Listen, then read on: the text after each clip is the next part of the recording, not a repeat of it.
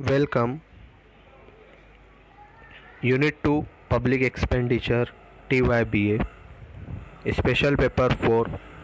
आज हम इस लेक्चर में TYBA का इकोनॉमिक्स स्पेशल 4 का unit number 2 chapter number 2 public expenditure पढ़ने वाले हैं।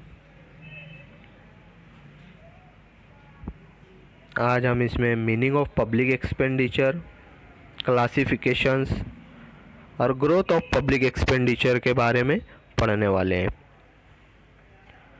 है ना। क्या क्या पढ़ना है? Meaning of public expenditure, classification, growth of public expenditure. Causes क्या है? ग्रोथ जो हो रहा है पब्लिक एक्सपेंडिचर में, जो ग्रोथ हो रहा है उसके कॉजेस क्या है ना।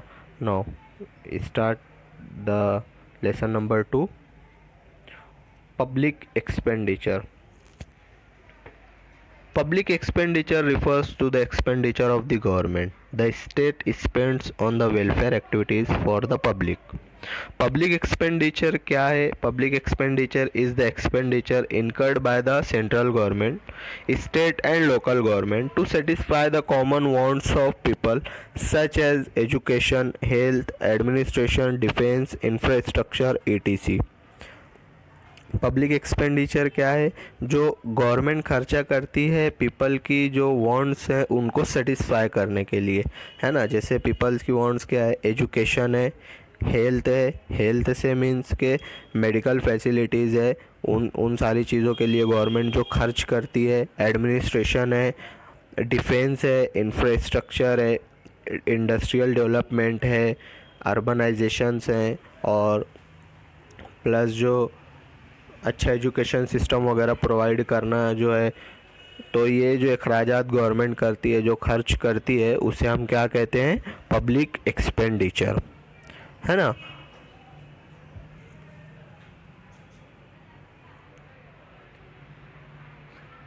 पब्लिक एक्सपेंडिचर कहा जाता है। अब उसमें हमको देखना है क्लासिफिकेशंस। पब्लिक एक्सपेंडिचर के क्लासिफिकेशंस क्या क्या हैं? तो फर्स्ट जो है वो है प्रोडक्टिव और अनप्रोडक्टिव है। सेकंड है प्लान एंड अनप्लान्ड। थर्ड जो है वो डेवलपमेंटल एक्सपेंडिचर और नॉन डेवलपमेंटल एक्सपेंडिचर। फर्स्ट हम इसमें देखते हैं जो क्लासिफिकेशन है वो है productive and unproductive expenditure. Productive expenditure क्या है? Productive expenditure means from which we can get value and productivity increases. Productive expenditure से मुराद ये है कि हमको रिटर्न में कुछ मिल रहा है ना। यानी प्रोडक्टिविटी हमारी इंक्रीज हो रही है और वी कैन गेट वैल्यू, हमको जो है वो अहमियत मिल रही है।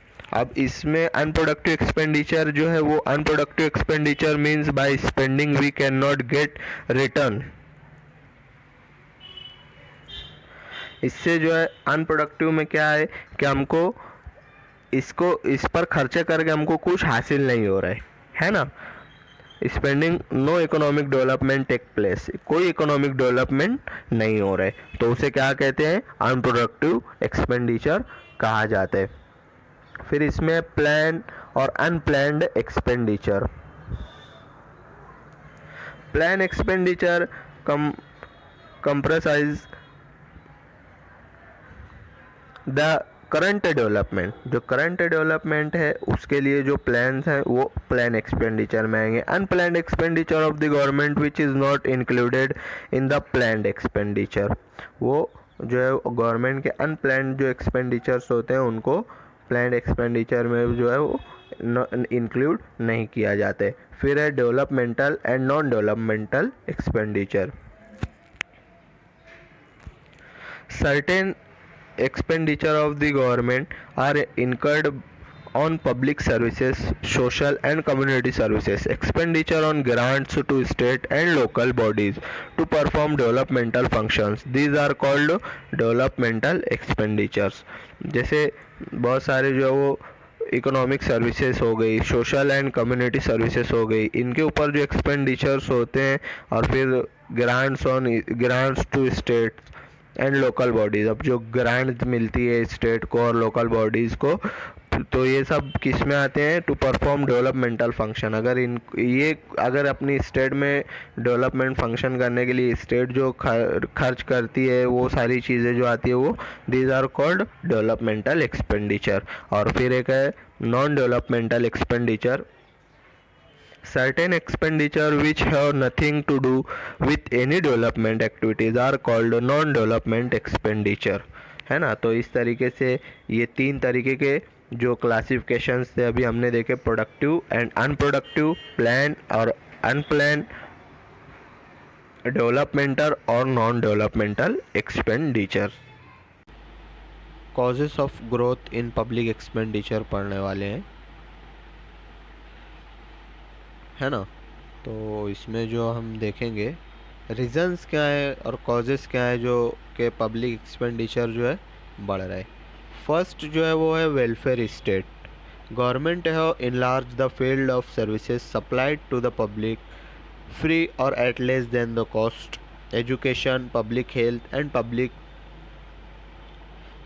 Public recreations are familiar example.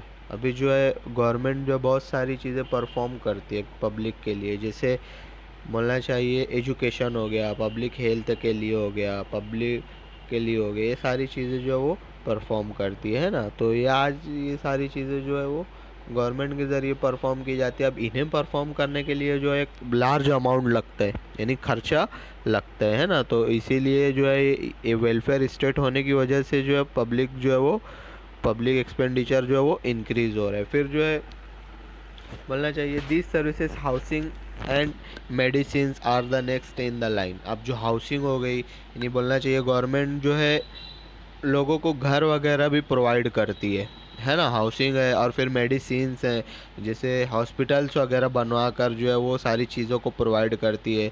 तो इसके लिए जो है ना गवर्नमेंट को एक बड़े खर्चे की ज़रूरत होती है।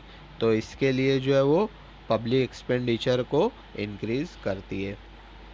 नेक्स्ट है industrial development. Industrial development brings development of a country. The industrial revolution brought not only profound industrial but also political and social transformation, है ना। जो है इंडस्ट्रियल डेवलपमेंट, अगर इंडस्ट्रियल डेवलपमेंट रहेगा तो बोलना चाहिए जो कंट्री का डेवलपमेंट होगा, एम्प्लॉयमेंट मिलेगा, है ना। तो अब एक इंडस्ट्री बनाने के लिए जो है गवर्नमेंट को उसके लिए भी एक्सपेंडिचर का अमाउंट लगेगा, है ना। तो वो इंडस्ट्रियल डेवलपमेंट है। फिर उसके बाद है nationalisation of industries. Government provides goods and services at low price and regularly government may undertake such role to avoid the difficult problem of re-equaling monopolies, to provide consumers with goods and services at reduced cost, or to provide a ear-stick